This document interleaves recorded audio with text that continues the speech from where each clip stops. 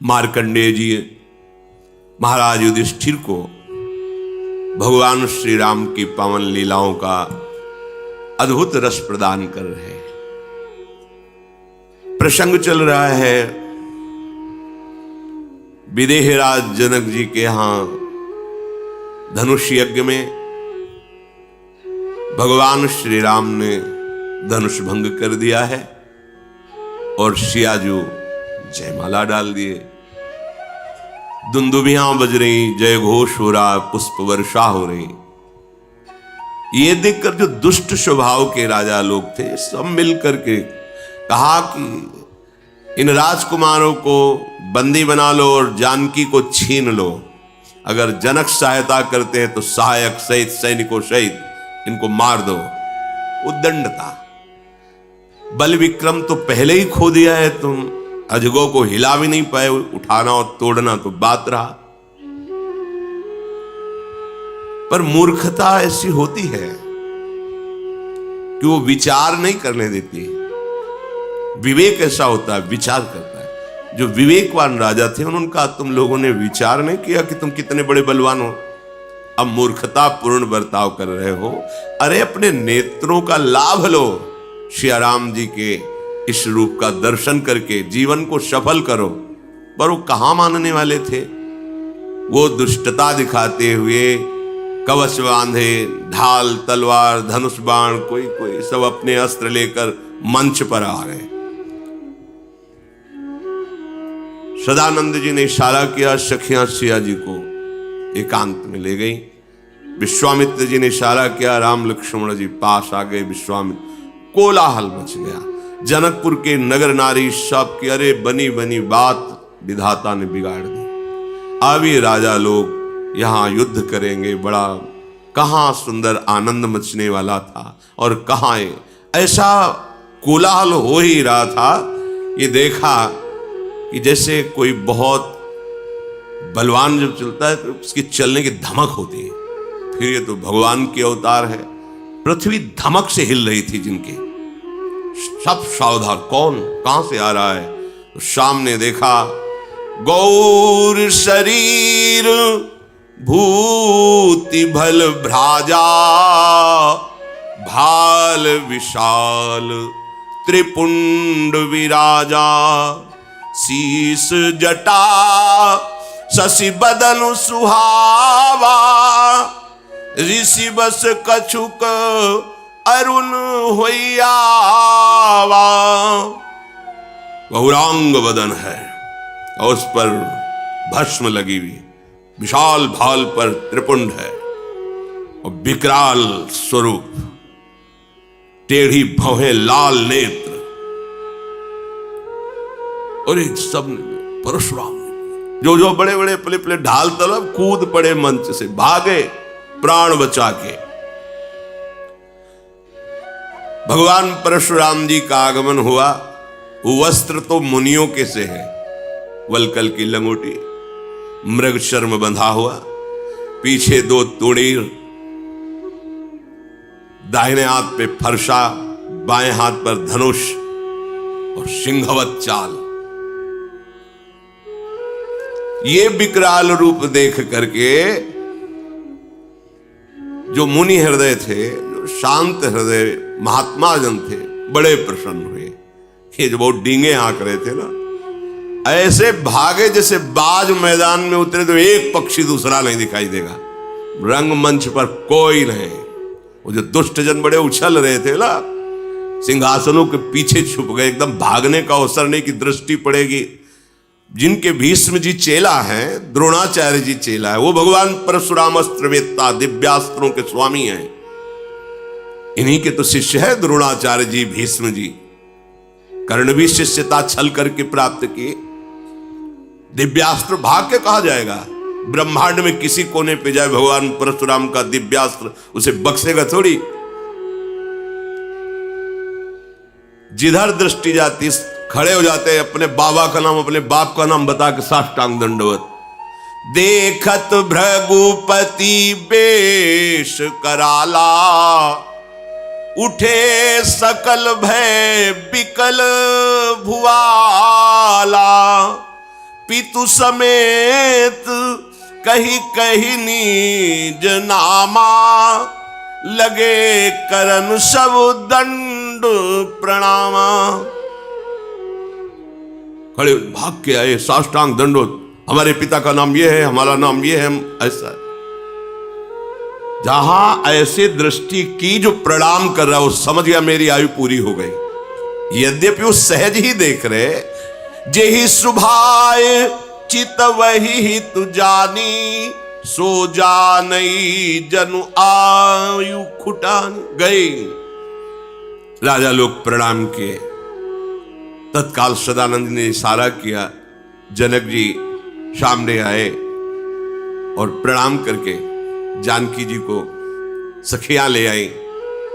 जानकी जी प्रणाम किया, परशुराम जी के चरणों में देखा, आशीष दिया, इशारा किया सदानंद ने, सामने से ले जाओ इनकी। आशीष दीन सखी हर सानी, निज समाज लई गई शयानी। चतुर सखिया प्रणाम करवा के विश्वामित्र जी खड़े हुए, समीप आए, गले मिले परशुराम जी के। राम लखन को इशारा किया, प्रणाम करो। प्रणाम। नेत्रों से पूछा परशुराम जी, कौन है राजकुमार? राम लखन दशरथ के ढोटा, दीन आशीष देखी भल जोटा। बड़ी सुंदर जोड़ी है, गौर श्याम, चिरंजीवी भव परशुराम जी। महाराज ये चक्रवर्ती सम्राट महाराज दशरथ के पुत्र राम लक्ष्मण हैं, हमारी यज्ञ रक्षा के लिए आए। चिरंजीवी भव, चिरजीवी का आशीर्वाद दिया। राम जी की तरफ देखते हैं, हृदय कुछ हो प्रेम विवस्था में डूबता चला जा रहा है। राम ही चितई रहे थकी लोचन, रूप अपार मार मदमोचन। करोड़ों कामदेवों के अभिमान को चूर करने वाला प्रभु श्री राम का रूप है। देखकर परशुराम जी का हृदय प्रेम विवश हुआ। फिर सावधान, दृष्टि रोषवश करते हुए कहा, बहुर बिलो की विदेह सन, कहौ कहा अति भीर। पूछत जानी अजान जिमी, व्याप्यऊ को पुशरीर। हृदय को संभाला और क्रोध धारण करते हुए कहा, ए जनक, ये कैसी राजाओं की सभा है, यहां क्या हो रहा है? जनक जी हाथ जोड़ के सामने, महाराज हमारी पुत्री जानकी जी हमारे महल में विराजमान भगवान शंकर का अजगो खेल खेल में एक दिन से बाएं हाथ से उठा लिया। तब मुझे लगा कि मेरी पुत्री का वही वर होगा जिस अजगो का खंडन करेगा। तो हमने धनुष यज्ञ की रचना की और ये सब उसी स्वयंवर में आए हुए। दृष्टि घुमाई, देखा अजगो जो हमारे आराध्य देव का है वो खंडित ऐसे जमीन में पड़ा हुआ है। अत्यंत क्रोध में भर गए और कहा, तू बड़ा ज्ञानी बनता है लेकिन मैं तुझे मूर्ख कहता हूं। देवाधिदेव महादेव के इस अजगो का इस तरह अपमान, ये कोई स्वयंवर की वस्तु है? हमारे आराध्य देव के धनुष को तोड़कर ऐसे फेंक दिया गया। तू शीघ्र बता किसने धनुष तोड़ा है, नहीं तो पूरे राज्य का तेरे विनाश कर दूंगा। भगवान परशुराम, जहां तक तेरा अधिकार है सबको नष्ट कर दूंगा। अब तो सब डर गए, मंत्री राजा आए, सभा की बनी बात सब बिगड़ गई। कोई उत्तर दे तो कैसे दे? कोई भी ऐसा सभा में नहीं है जो भयभीत ना हो गया। विश्वामित्र जी भी चिंता में पड़ गए, क्योंकि जानते रिश्तेदार तो पहले से ही है और वैसे भी ऋषि है। सीता जी की माता जी को बड़ा दुख हुआ। उन्होंने कहा, विधाता ये क्या रचना रची है? अभी तो आनंदित हुए थे, महाराज आ गए और ये कह रहे जहां तक जनक का अधिकार वहां तक की पूरी भूमि में विनाश कर दे। कोई इनके लिए बड़ी बात थोड़ी है। दुष्ट राजाओं को 21 बार घूम घूम कर पृथ्वी में काटा, रक्त के कुंड भर गए। ऐसा जब जमदग्नि जी को शास्त्राभाव अर्जुन के परिवार वालों ने मारा, उसी दिन प्रण कर लिया ऐसे दुष्ट राजाओं को जीवित नहीं रहने देंगे। तो सब कुछ जानता है इनके बल विक्रम को। परशुराम जी का वो भयंकर रूप और वो वचन सुनकर सिया जी भी डर गए। एक एक पलक झपकने का समय कल्पों के समान लगने लगा। जनक जी भयभीत, पूरी नगर की प्रजा भयभीत, जनक जी की पत्नी भयभीत, सिया जी भयभीत। भगवान श्री राम ने देखा तो सबको निर्भय करने वाले प्रभु उठे, सहज में उठे। ना कोई हर्ष है, ना कोई शोक है, ना कोई भय है। हाथ जोड़ा, कहा प्रभु आप जानना चाहते हो कि धनुष किसने भंग किया? तो नाथ शंभुधनु भंजनिहारा, होई क्यों एक दास तुम्हारा। आयसु काह कही किन मोही, सुनिरिसाई बोले मुनि को ही। भगवान श्री राम खड़े हुए, जब देखा कोई बोल ही नहीं रहा, सब भयभीत हो रहे। हाथ जोड़ा और कहा हे नाथ, भगवान शिव के धनुष का भंजन करने वाला कोई और नहीं, आपका कोई दास ही होगा। आज्ञा कीजिए, मैं आपकी सेवा में उपस्थित हूं। ये सुनकर परशुराम जी बहुत क्रोधित हो गए।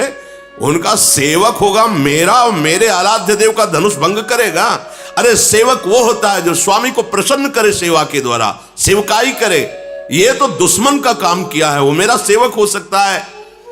जिसने भगवान शंकर के धनुष को तोड़ा है, शास्त्रा हुआ वो अर्जुन के समान मेरा वो दुश्मन है। सामने उपस्थित हो, नहीं पूरी सभा को काट डालेंगे।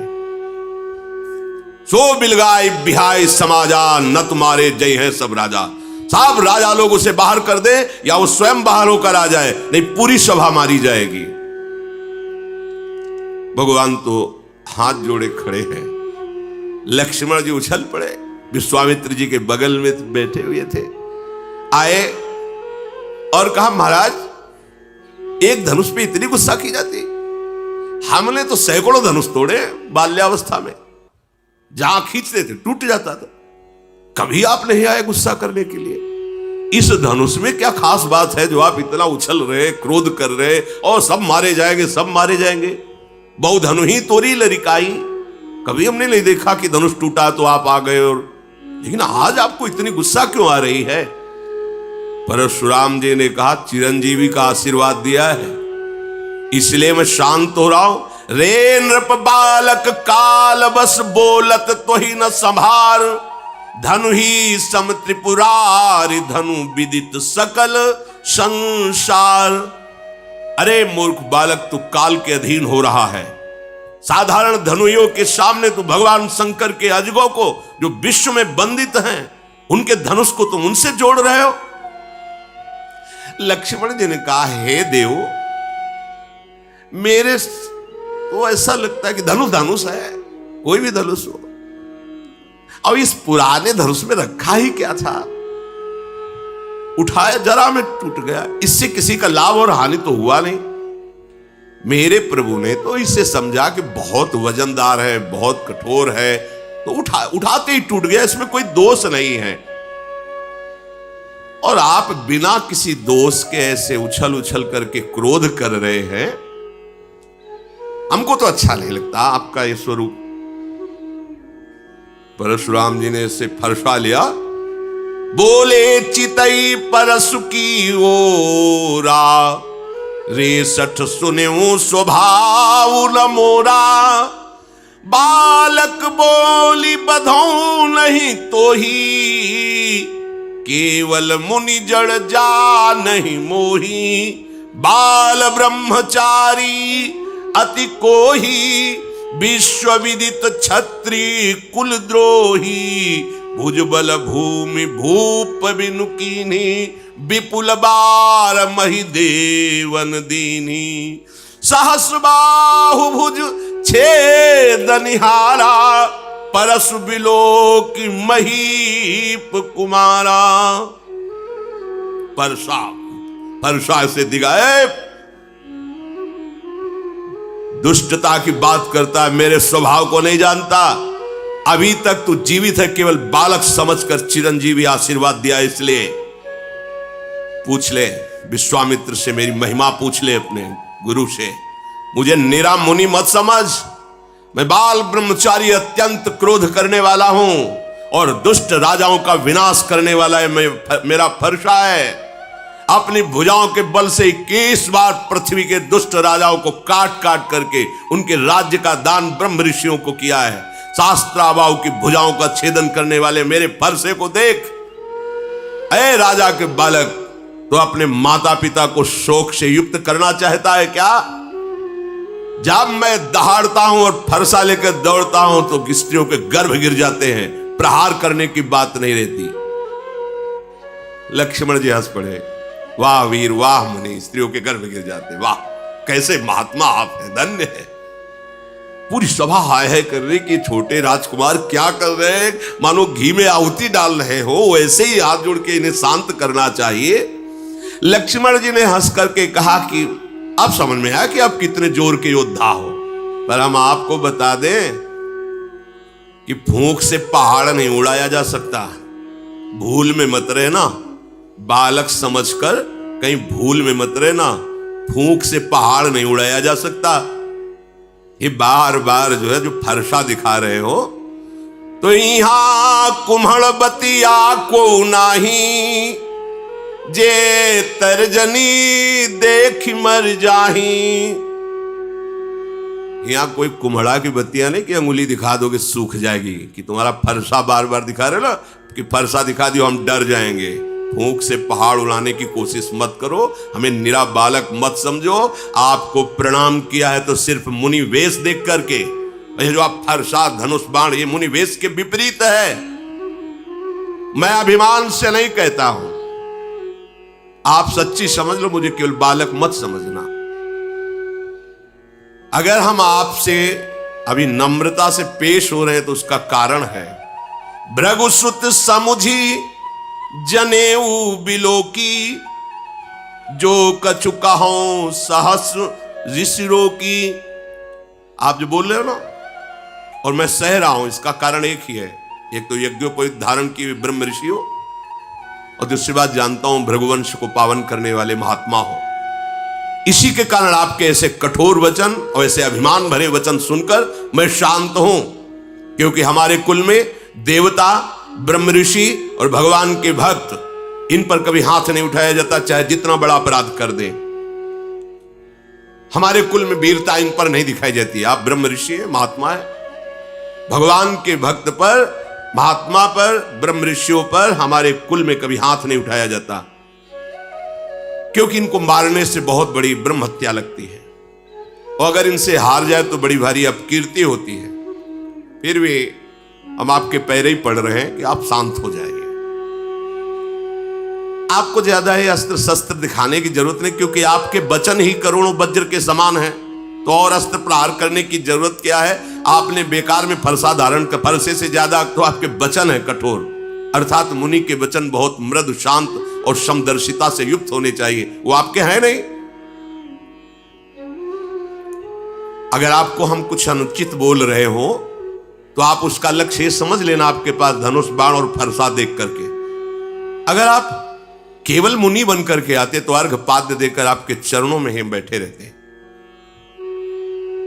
पता नहीं क्या हो रहा है कि लक्ष्मण जी बोल रहे हैं और परशुराम जी का हाथ काम नहीं कर रहा, नहीं उनके सामने कोई बोल सके। अब विवश हो गए। विश्वामित्र जी का समझाओ ना अपने चेला को, बहुत उद्दंडता कर रहा है। कौशिक सुनऊ मंद यह बालक, कुटिल काल बस निज कुल घालक, भानुवंश राकेश कलंको, निपट निरंकुश अबुध असंको। विश्वामित्र जी समझाओ ना इसे, बड़ा कुबुद्धि है, कुटिल है, एक काल के बस हो रहा। अगर हमारा फरसा चला तो इसके ऊपर ही नहीं पूरे इसके वंश का विनाश कर देंगे। ये तभी निकलता है जब कमजोर हो जाता है सामने वाला।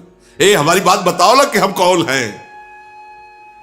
अभी एक क्षण में काल का ग्रास हो जाएगा। मैं पुकार करके कहता हूं, इसके बाद कोई मुझे दोष मत देना। लक्ष्मण जी ने कहा महाराज दूसरे को बताने की जरूरत ही नहीं, आपका यश जब से आप आए तो अपने मुख से इतनी बार यश कह चुके हैं कि दूसरे को परिचय बताने की जरूरत नहीं। आप बार बार फरसा उठा बता चुके हैं, अगर अभी कुछ और रह गया हो तो और बता दीजिए। सब कह रहे कि ये जो गौर वर्ण का कुमार है तो बहुत ही विचित्र है। हमें लगता है भगवान आपको संतोष नहीं है, आप क्रोध मत रोकिए। आप वीरता का वेश धारण किए हैं, आप और बोलिए, जो कुछ करना चाहे आप कर लीजिए, आप क्रोध को रोकिए मत। पर आपको जरूर ये कहता हूं कि साधु के वेश में शोभा नहीं देता। हमने तो देखा है कि जो वीर योद्धा होते हैं वाणी से नहीं बोलते, उनका काम बाणों से होता है। वो आप जब से आए हो वाणी से ही बोलते जा रहे हो। सारी सवाल कार्य किसी तरह इस कुमार को चुप करो, कहीं ऐसा ना हो कि कुछ अमंगल हो जाए। वो इधर लक्ष्मण जी ने कहा कि डींग हाँकना बंद करो महाराज, अब अपनी वाणी का वज्र प्रहार करना बंद करो। आप तो बार बार ऐसे धमका रहे हो, मतलब काल आपकी अंगुली के इशारे से ही चलता हो। लक्ष्मण जी की कठोर सुनते ही परशुराम जी ने भयानक फरसा संभाला और हाथ में लिया और बोले आप दोष मत देना, मैं इसकी अभी गर्दन उतारता हूं। बहुत बचाया पर अब ये बचेगा नहीं। विश्वामित्र जी आ गए, क्षमा कीजिए, क्षमा कीजिए।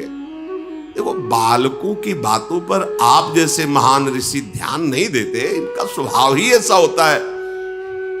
परशुराम जी ने कहा मैं कुछ समझ नहीं पा रहा हूं कि वही मैं परशुराम, वही मेरा फरसा, मेरे हृदय में दया का लेश नहीं और गुरुद्रोही मेरे सामने कठोर वचन कह रहा, मैं कुछ कर नहीं पा रहा। ये उत्तर पर उत्तर दिए जा रहा है, मैं इसे मार नहीं पा रहा। विश्वामित्र जी हमें लगता है तुम्हारा प्रेम काम कर रहा है, कि हमारा तुम्हारा पहले का प्रेम है और तुम्हारे इसीलिए हमें लगता है हम इन्हें छोड़ रहे हैं, नहीं तो अब तक इस गुरुद्रोह करने वाले को मैं यमपुर पहुंचा देता। विश्वामित्र जी हंस करके सोच रहे कि मुनि को सब हरा ही हरा नजर आ रहा है, जैसे सावन में कोई अंधा हो जाए तो हरा ही हरा। इनको ये राजकुमार राजे कुमार नजर आ रहे, अभी इनकी दिव्य दृष्टि खुली नहीं कि देख पावे कि कौन है, चराचर के स्वामी सामने खड़े हैं। श्री राम और लक्ष्मण को साधारण क्षत्रिय समझ रहे हैं। विश्वामित्र जी ऐसा मन में सोचकर सावधान कर रहे, शांत। लक्ष्मण जी पीछे से विश्वामित्र जी के कहा कि महाराज आपका सील और स्वभाव देखकर क्या सील है, नम्रता है आपकी और क्या स्वभाव है आपका, और हंस दिए। हम बतावे आपका सील स्वभाव। माता का गला उतारा है फरसे से, बड़ा सील है। अरे सब कह रहे क्या, मतलब लक्ष्मण जी में भय कहां, भगवान शेष के अवतार है। मैं अच्छी तरह से जानता हूं आप अपने माता की ऋण से ऋण हुए और पिता की ऋण से। अच्छा गुरु का जो ऋण है वो आप उतारने के लिए मेरे भरोसे आए हो कि अब मैं इनको मार दूंगा तो गुरु ऋण से ऋण हो जाऊंगा। अच्छा तो ब्याज सहित बताइए आपका गुरु ऋण क्या है, मैं चुका दूं। बुलाइए किसी हिसाब करने वाले को और बताइए आपके गुरु ऋण में मैं क्या चुका दूं। सुनी कटु बचन कुठार सुधारा, हाय हाय सब सभा पुकारा। भगवान परशुराम आप तो नहीं बचेगा। और एकदम लक्ष्मण जी ने कहा फरसा मत दिखाओ मुझे बार बार। आपको रणधीर और वीर दूसरे मानते होंगे, ये फरसा दूसरों को दिखाओ।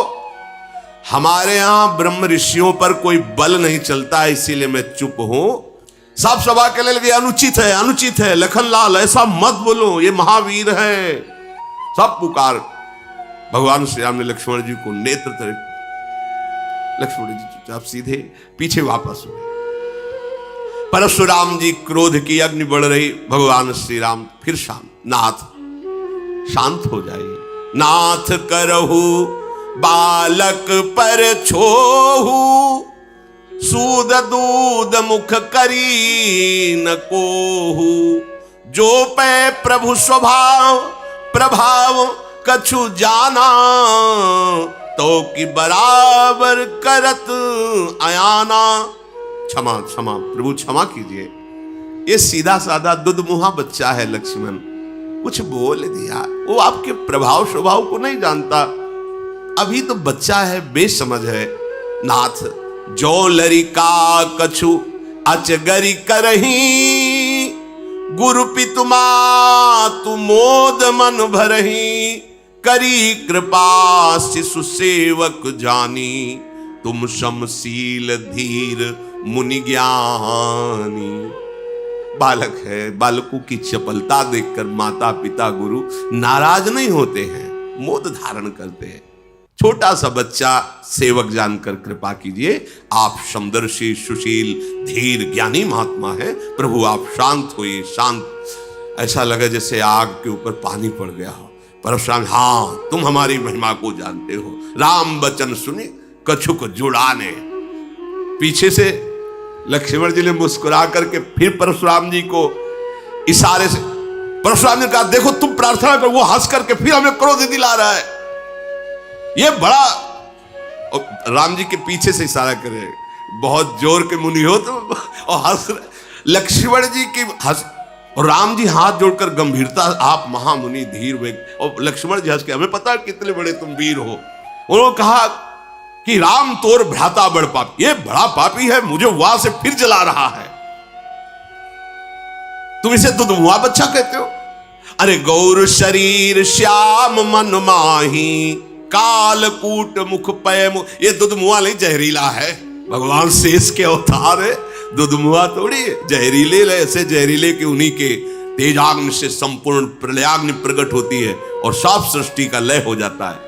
ये गोरे बदन वाला जो छोटा कुमार है, तुम इसे दुधमुआ कह रहे हो, दुधमुआ नहीं, ये विषमुआ है, बड़ा टेढ़ा है, तुम जैसे शील स्वभाव वाले हो ऐसा नहीं है वो। तुम्हारे पीछे देखो हमको फिर चिढ़ा रहा है, देखो चिढ़ रहे हैं भगवान परशुराम, इतने महामुनि। और लक्ष्मण जी जहां इशारे, तो वो फिर देखो बोला, गुस्सा हो रहे। लक्ष्मण जी ने खुल कर हंस के कहा कि मुनि आपको आज तक ये ज्ञान नहीं हुआ कि क्रोध करना पाप है। इस क्रोध के वशीभूत होकर के बड़े अनुचित हो जाते हैं कार्य, पूज्य जनों की हिंसा हो जाती है। आपको इतना ज्ञान नहीं कि आपको क्रोध नहीं करना चाहिए। वैसे तो आप मुनिराज हैं, मैं सदैव आपके दासत्व को ही स्वीकार करता हूं, ऋषियों की दासता स्वीकार करता हूं। अब तो क्रोध त्याग दीजिए, धनुष टूट गया, अब जुड़ेगा तो है नहीं। खड़े खड़े बार बार उलर रहे हो आप, तो पैर दुखने लगे होंगे, आसन पे बैठ जाओ, आपके पैर थोड़ा विश्राम कर ले, बैठ जाइए। अगर धनुष के बिना आपको चैन न पड़े तो हमारे अयोध्या में ऐसे कारीगर हैं, हम अभी बुलाते हैं, एक क्षण में धनुष को जोड़ देंगे, कारीगरों से जुड़वा के आपको धनुष देंगे। लक्ष्मण जी जब ऐसी बातें, जनक जी थर थर कांप रहे हैं और हाथ जोड़ के कह रहे हैं बस चुप रहिए, चुप रहिए, आप ऐसी बातें क्यों कह रहे हैं। जनकपुर के सब स्त्री पुरुष कांप रहे, मन ही मन कह रहे कि बना बनाया काम परशुराम जी वैसे ही क्रोधित थे, ये छोटा कुमार और आग में घी की आहुति डालता जा रहा है। लक्ष्मण जी की निर्भय वाणी सुनकर भगवान परशुराम जी का क्रोध और बढ़ रहा है, पर हृदय में कोई क्रिया नहीं हो रही।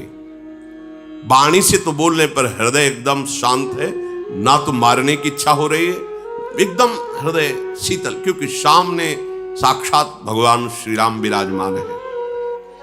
ये मन का मैला, शरीर का सुंदर, ऐसा लग रहा है जैसे विष में से भरा सोने का कलश हो। इसको भाई बस शांत कर दो, परशुराम जी सबसे इसको शांत कर दो। लक्ष्मण जी ने हंस करके कहा कि और किसी को कहने की जरूरत ही क्या है महाराज, आपका शांत वेश देखकर वैसे ही हम शांत हैं, मतलब आपका तो खुद अशांत स्वरूप हो रहा है इस समय। प्रभु श्री राम ने ऐसे देखा, अब शांत रहिए। लक्ष्मण जी सकुचा गए और विश्वामित्र जी बुलाए, लक्ष्मण जी को पास बैठाला। भगवान श्री राम हाथ जुड़े और विनय के साथ कोमल वाणी में कहा, प्रभु आप सुजान हो, बड़ा सुंदर स्वभाव आपका है, आप उस बालक की तरफ से मैं क्षमा मांगता हूं। देखो बालकों का स्वभाव जैसे बर्रैया होती ना, वो बैठेगी उसका स्वभाव है, और अगर वो जरा सा डंक मारेगी तो वो फूल जाता है, जलन होती। ये बच्चों का स्वभाव, खेल खेल में कुछ अमंगल कर सकते हैं। जो साधुजन होते हैं, बड़े बूढ़े जन होते हैं, बच्चों पर दोष नहीं देखते हैं। आप कृपा करो, नाथ जानना चाहते हो कि धनुष भंग करने वाला अपराधी कौन है? तो अपराधी मैं आपके सामने हूं। ये धनुष भंग अपराध मेरे से हुआ है। यदि आप अपराधी जानना चाहते हो तो मैं हूं। स्वामी, अब चाहे आप कृपा करो या क्रोध करो, वध करो या बंधन में डाल दो, जैसा आप समझे। मैं आपका दास हूं, आप जैसा चाहें वैसा आप हमारे साथ बर्ताव करें। मुनिराज, जिस तरह से आपका क्रोध दूर हो वो उपाय कर लो। मुनि ने कहा कि क्रोध कैसे जाए? अब भी वो विश्वामित्र जी के पास बैठा हुआ टेढ़ा ही हमारी तरफ देखा, और इनकी भी दृष्टि वही लगी लक्ष्मण जी के ऊपर। वो होता है ना, एक बात और है, जो चिढ़ने लगे ना तो उसको लोग और चिढ़ाते हैं। जैसे तुम्हें कोई कहे चिढ़ा, आप चिढ़ो ना, तो फिर वो धीरे धीरे शांत हो जाएगा। और परशुराम जी चिढ़ रहे, ऐसा स्वभाव कभी नहीं देखा गया इनका। पर आज भगवान का प्रभाव और स्वभाव ऐसा है कि सब है तो भगवान के अंश ही ना, वो अहंकार नहीं रहने देते। किसी सुनहु राम कर सहज स्वभाव, जन अभिमान न राखे काऊ। परशुराम जी की विनय राम जी कर रहे, पर राम जी पर नहीं देख रहे, लक्ष्मण जी की तरफ देख रहे। विश्वामित्र वहां से वो मुस्कुरा के ऐसे बोले, फिर भी देखो वहां से हमारी हंसी उड़ा रहा है और वो टेढ़ा ही देख रहा है। अब तो इसकी गर्दन पर कुठार ना चलाया तो मेरा क्रोध करना व्यर्थ चला जाएगा।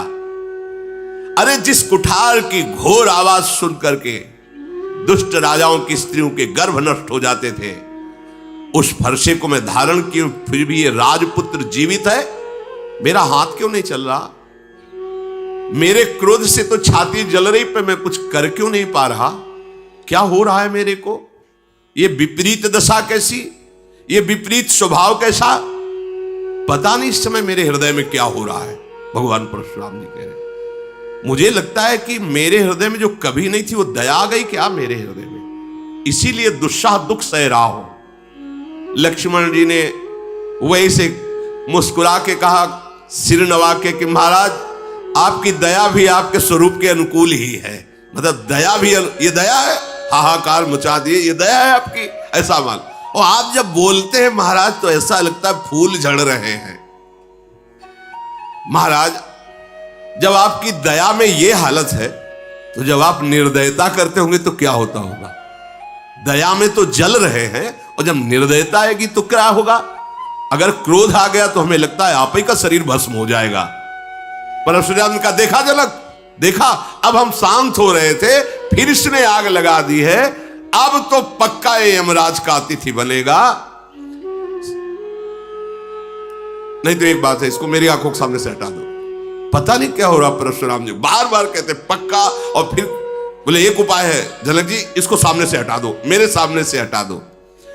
ये राजपुत्र को देखते ही मुझे गुस्सा। लक्ष्मण ने हंसकर कहा, महाराज उनको हटाने की जरूरत नहीं, ऋषियों का एक स्वभाव होता है, जिसे नहीं देखना चाहते आंख बंद कर लेते हैं। आप आंख बंद कर लीजिए, तो मान लीजिए कोई है ही नहीं। लक्ष्मण जी ने कहा, मूंदे आंख कतहु को नहीं, हटाने की जरूरत नहीं, आप अपनी आंख मूंद लीजिए। परशुराम तब राम प्रति बोले उरयति क्रोध, शंभु सरासन तोरि सठ करसि हमार प्रबोध। क्रोध धारण करते हुए भगवान राम से कहा, तू भी उसी का भाई है ना? बार बार विनय करता है और भगवान शिव के धनुष को तोड़ा और हमें ज्ञान सिखाने चला है। तेरा भाई तेरी ही सम्मति से मुझे कटुवचन बोलता है, और तू आकर छल से हाथ जोड़कर मुझे शांत करना चाहता है। आज मैं युद्ध में तुझे परास्त करूंगा, क्योंकि तेरा नाम राम है ना, अब ये राम नाम तेरा। मैं युद्ध, आए शिवद्रोही, छल त्याग कर मुझसे युद्ध कर भगवान श्री राम से, नहीं तो भाई सहित तुझे इस रंगमंच पर मार डालूंगा। हर्षाली भगवान श्री रामचंद्र जी हाथ जोड़े से महान गंभीर। जब परशुराम जी बार बार भगवान रामचंद्र जी ने मन में विचार किया कि लक्ष्मण जी की चेष्टा से क्रोध आ रहा है, बस लक्ष्मण जी पे चल नहीं रही, तो हमारे ऊपर फरसा चलाना चाहते हैं। टेढ़ जान शंका सब काहू, वक्र चंद्रमा ग्रसै न राहु, बहुत सुधावते बड़ दोषु। हमें लग रहा है कि उधर तो लक्ष्मण जी कटाक्ष वाले, हम हाथ जोड़ रहे तो हमारे ऊपर गुस्सा करें, मतलब सीधाई में बहुत दोष है। भगवान श्री राम ने बड़े गूढ़ वचन बोले, राम कहो ऋष तजिए मुनीसा, कर कुठार आगे यह सीसा। जेहि ऋष जाय करी सोई स्वामी, मोहि जानी आपन अनुगामी। प्रभु ई सेवक ही समर कस, तजहु विप्रवर रोषु। बेसु बिलो के कहस कछु, बालक हूं नहीं दोष। प्रभु ये गर्दन आप काट दीजिए, आप अपनी गुस्सा शांत कीजिए। मैं सदैव आपका दास हूं, तो दास और स्वामी में युद्ध कैसा? अगर बालक ने कुछ अनुचित बोला है तो आपकी समझ में, मेरी समझ में अनुचित नहीं बोला है। क्यों? क्योंकि आपका वेश ऐसा है। फरसा लिए हो, धनुष बाण लिए हो, बार बार कठोर वचन बोल रहे हो, तो आपको यह पता होना चाहिए कि रघुवंशी बालक है। सामने आकर के अगर कोई ललकारे तो दैन्य वचन और दैन्य चेष्टा करना ये रघुवंशियों में नहीं है। आपका कुठार बाण धनुषी देख करके, वीर समझ करके वो बालक ऐसा बकाया अनुचित नहीं है आपके भेष के अनुसार। यदि आप कमंडल कुशा आसन साष्टांग दंडवत करके हाथ जोड़ करके खड़ा रहता, मुझे पता है आप बार बार फरसा धनुष, मैंने ये किया, मैंने वो किया, ये वीर वेश वीर वार्ता सुन करके उसके मन में जो बात आई वो कह दिया, वो दोष नहीं है। हम सब आपकी चरण धूल माथे पे रखते हैं। क्षमा, आप शांत रहिए। बहुत क्षमा होनी चाहिए आपके अंदर, दया होनी चाहिए। आप ऋषि हैं। अब प्रभु आप जो कह रहे हैं कि हमसे युद्ध के, तो युद्ध तो हो ही नहीं सकता, क्योंकि आप स्वामी, मैं सेवक हूं। और रही राम नाम की बात कि ये नाम, तो वैसे भी आपका हमारे से नाम बड़ा है, परशु सहित बड़ा। हमारा तो एक छोटा सा नाम राम और आपका परशुराम कैसे हो सकता है? हमारी आपकी होड़ कैसे हो सकती है? प्रभु मैं तो केवल एक ही गुण ये धनुष धारण करता हूं। आप शम दम तपस्या शौच क्षमा सरलता ज्ञान विज्ञान आस्तिकता, ये 9 गुण धारण करते हैं। हम सब प्रकार से आपके दास हैं। आपको आप क्षमा ही करनी चाहिए, ये बात नहीं कहनी चाहिए कि युद्ध कीजिए। भगवान श्री राम परशुराम जी को बार बार मुनि विप्रवर ऐसा कहा। परशुराम जी क्रोधित होकर ठहाका मारकर बोले, समझ गए तुम मुझे कोरा मुनि ही समझते हो। समझ गए, तुम ही मुझे कोरा मुनि ही समझते हो। मैं ऐसा ब्रह्म ऋषि नहीं हूं जैसा तुम समझते हो। मैं जो ब्रह्म ऋषि जन जैसे यज्ञ करते हैं ना, तो मेरी यज्ञ कैसे होती जानते हो? धनुष श्रुआ बाण आहुति, मेरी क्रोध भयंकर अग्नि और दुष्ट राजाओं की चतुरंगणी सेना समिधा और ललकार ललकार के काटना स्वाहा, मैं ऐसा मुनि हूं। परशुराम जी ने कहा, ऐसी एक यज्ञ नहीं करोड़ों यज्ञ की है। बार बार मेरा प्रभाव तुझे भी मालूम नहीं, तू निरा मुझे ब्रह्म ऋषि मत समझ लेना। भगवान श्री राम हाथ जोड़े ऐसे खड़े। घमंड हो गया होगा तुमको, अजगो तोड़ दिया ना इस बात का, मानो तुमने संसार पर विजय प्राप्त कर ली। प्रभु ने कहा, विचार कर बोलिए, विचार कर बोलिए। बहुत कड़वा बोल रहे हो आप। मेरी अगर भूल भी मानते हो तो बहुत छोटी सी, पर आपका ये जो इस समय वचन निकल रहा है बहुत कड़वा है।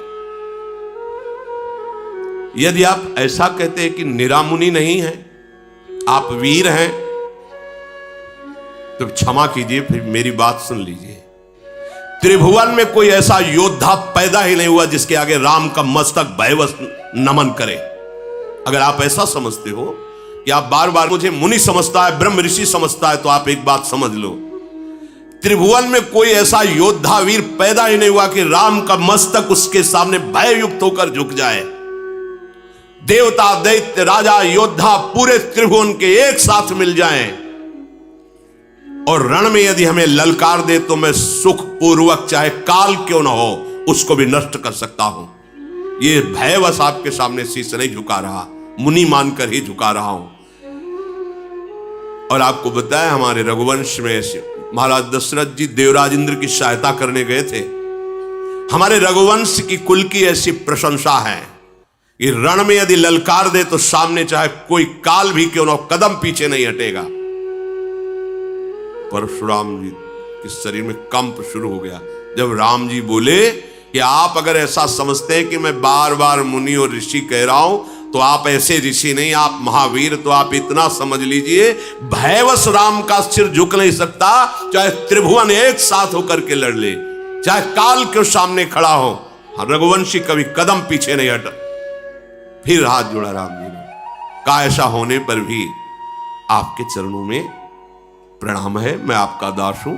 और जो आपसे भयभीत हो गया वो जगत से निर्भय हो जाता है। जो आपसे भयभीत हो गया वो जगत में निर्भय हो जाता है। विप्रवंश के अश प्रभुताई अभय होए जो तुम्हें डराई। नाथ, जो आपसे डर गया वो त्रिभुवन में निर्भय हो जाता।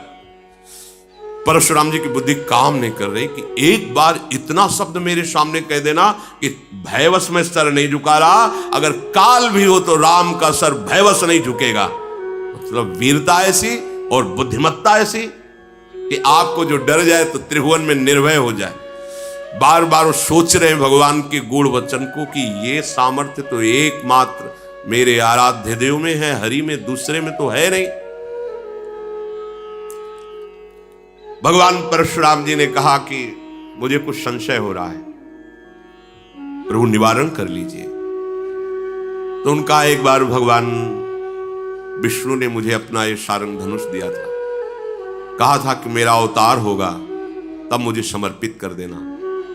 मेरे संशय निवृत्ति के लिए आप क्या इस धनुष पर प्रत्यंचा चढ़ा सकते हैं? भगवान ने कहा, आदेश कीजिए आप। तो उनका, मेरे संशय के नाश के लिए आप इस पर प्रत्यंचा चढ़ा दीजिए, क्योंकि दूसरा त्रिभुवन में कोई नहीं जो भगवान श्री हरि के सारंग धनुष पर प्रत्यंचा चढ़ा सके। वो केवल वही चढ़ा सकते हैं, दूसरा नहीं। तो जे ही देने को हुए तो अपने आप धनुष प्रभु के हाथ में जाके विराजमान, क्योंकि उन्हीं का नित्य पार्षद है। भगवान ने एक क्षण में खींचा, प्रत्यंचा चढ़ाई, अमोघ बाण संधान किया, देत चाप आप ही चल गयऊ, परशुराम मन विस्मय भयऊ। जाना राम प्रभाव तब पुलक प्रफुल्लित गात, जोरी पानी बोले बचन, हृदय न प्रेम अमात। आहा, मैं जान गया, मैं जान गया, क्षमा कीजिए प्रभु। पुलकित हो रहे भगवान परशुराम ने, हाथ जोड़कर हृदय में प्रेम नहीं समा रहा। ओहो, रघुकुल रूपी कमल वन के सूर्य में समझ गया आप कौन है। आप भगवान श्री हरि हैं। प्रभु आपकी जय हो। तभी मैं देख रहा था कि आप में बल विक्रम होते हुए भी बार बार नमन, बार बार नमन, ये केवल आप में ही हो सकता। ऐसा बल विक्रम और ऐसी नम्रता आप देवता, ब्रह्म ऋषि, भक्तजन, गौजन, इनकी रक्षा के लिए अवतार लिए हैं। जय हो, जय हो, जय हो, आपकी जय हो प्रभु। मैं जान गया, हे विनयशील कृपा और गुणों के समुद्र, आपकी वचन रचना जो थी उससे मुझे संशय हुआ कि ऐसा तो सिर्फ भगवान ही बोल सकते हैं। काल के सामने कौन टिक सकता है? केवल हरि। हे सेवकों को सुख देने वाले, सब अंगों में सुंदर और शरीर में करोड़ों कामदेवों की छवि धारण करने वाले राम, आपकी जय हो, जय हो। क्षमा करना, अनजाने में मैं अनुचित बोल गया हूं परशुराम। मैं एक मुख से आपकी क्या प्रशंसा करूं। अब मैं जान गया कि मेरे आराध्य देव भगवान शंकर के मानस सरोवर पर विराजमान हंस आप ही हो। मैं अनजाने में अनुचित बोला। लक्ष्मण जी की भी तरफ देखा और कहा, आप दोनों भाई क्षमा करें, मैं जान नहीं पाया, इसलिए दोनों गुण मंदिर आप मुझे क्षमा करें। हे रघुकुल के पताका स्वरूप राम, आपकी जय हो, जय हो, जय हो। कही जय जय जय रघुकुल के तू, जय हो, जय हो, जय। और भगवान सारंग धनुष पर बाण संधान के खड़े। बोलिए, मेरा बाण अमोघ है, एक बार चढ़ गया तो लक्ष्य भेद करके ही उतरता है। अब क्या करूं? तुम्हारी तपस्या नष्ट कर दूं या तुम्हारी गति अवरुद्ध कर दूं? दो में एक होगा। आज के बाद तुम साधारण मनुष्य की तरह पैदल चलोगे तो तुम्हारी गति अवरुद्ध कर दूं या सारी तपस्या पुण्य लोक जो प्राप्त किए उनका नाश कर दूं? परशुराम जी ने कहा पुण्य लोकों का नाश कर दूं। मेरी गति अवरुद्ध मत करो, क्योंकि पृथ्वी को जीत कर कश्यप जी को दे दिया है तो हम सिर्फ गंधमादन पर्वत पर जा और वहां अंतर ध्यान गति से ही जा सकते हैं। इसलिए प्रभु मेरी गति को आप मत नष्ट करो, मेरे पुण्य लोकों को, तपस्या को नष्ट करो। तत्काल भगवान ने बाण के द्वारा उनके तप का नाश कर दिया। भृगुपति गए बनहि तप हेतु, पुनः तपस्या संचय करने के लिए गंधमादन पर्वत पर भगवान परशुराम जी गए। अब तो जो कायर क्रूरकर्मी राजा लोग, राक्षस लोग छुप छुप के राजा बन के आए थे ना, कि अरे धनुष भंग तो किया ही, परशुराम जैसे महावीर चरणों में माथा रख के जय जय करके चले गए, टिकना ठीक नहीं है, सब भाग गए। जितने क्रूरकर्मी राक्षस राजा बन के गए थे, अब तो देवताओं की दुंदुबियां बजने लगी, फूल बरसने लगे। सब जनकपुर के जितने स्त्री पुरुष और भक्त राजा है सब आनंदित हो गए। जनक जी का जो सुख हृदय में उत्पन्न हो रहा है उसका कैसे वर्णन किया जाए। मानो किसी दरिद्री को बहुत बड़ा खजाना मिल गया हो, सीता जी निर्भय हो गई। ऐसा सुख हो रहा है जैसे चंद्रमा का उदय हो गया हो और चकोरी रूप पान के लिए लालायित हो। जनक जी ने विश्वामित्र जी के चरणों में माथा रखा और कहा प्रभु आपकी कृपा से सब मंगल ही हुआ, नहीं तो परशुराम जी को देखकर लग रहा था अब बड़ा अमंगल हो जाएगा। रघुनाथ जी ने धनुष तोड़ा, हमें कृतार्थ किया, अब आगे क्या होना चाहिए आप कृपा करके कहिए। मुनि ने कहा कि वैसे विवाह तो धनुष के अधीन था, जो धनुष भंग करेगा सिया जी का विवाह वो तो हो गया, पर कुल परंपरागत के अनुसार अब होना चाहिए। इसलिए तुम अपने कुल का व्यवहार करो जैसा ब्याह का होता है, और तत्काल अयोध्या को दूत भेजो और अयोध्याधिपति महाराज दशरथ को सूचना दो कि आप बारात लेकर के आओ जनकपुर, और यहां फिर कुल के अनुसार ब्याह हो। ऐसे ये महारश्म, देखो भगवान हमारे सब रूपों में है, अपने जनों को सुख देने के लिए जैसी भावना से जो युक्त होता है, हमारे प्रभु इतने करुणामय हैं, वही रूप रख करके अपने भक्तों को आनंदित करते हैं। वह हमारे ही श्री हरि हैं, इन्हीं के विविध रूप हैं। इनके चरित्र सुनने से क्या होगा जानते हो? अपने प्रभु में आसक्ति होगी। हम आपको हृदय की बात बताते हैं, जैसे एकांत में मनन होता है ना, तो वहां सारंग धनुष वाले नहीं होते, बात इनकी चलती है और चेष्टा उनकी होती है। कोई भी चरित्र सुनना भक्त के या प्रभु के, उसका परिणाम होगा आपने जिस इष्ट भाव को स्वीकार किया उसी में गाढ़ रति हो जाएगी। परिणाम देखना, ये नहीं कि आप ये चरित्र सुन रहे हो तो इस चरित्र का परिणाम होगा आपको श्यामा श्याम की अखंड प्रीति प्राप्त होना। ये यहां के अनुभव की बात कहते हैं। महापुरुषन ने सब रस गायो, ध्रुवदास जी, महापुरुषन ने सब रस गायो, सब रस गायो, पर देखनो ये है कि उनको हियो कहां ठहरानो, ताही गहनो। देखना है कि उनका हृदय कहां रंगा हुआ है, उसी हृदय रंग को पकड़ना। और प्रभु तो प्रभु ही है ना, हम उनका जस गा रहे हैं, सुन रहे हैं, तो देख रहे हैं कि मेरे किस रूप के उपासक हैं, तो वही रूप आसक्ति प्रकट करेंगे, वही गाढ़ भाव प्रकट करेंगे। तो कभी किसी के मन में ऐसा ना आवे जैसा कि अरे अरे नहीं, अरे इधर बोलो संसार की तरफ, हमें नहीं सुनना किसी और की बात। ये और नहीं है, ये वो ठौर है जिनसे तुम्हारा हृदय निहाल हो जाएगा सब रूपों में।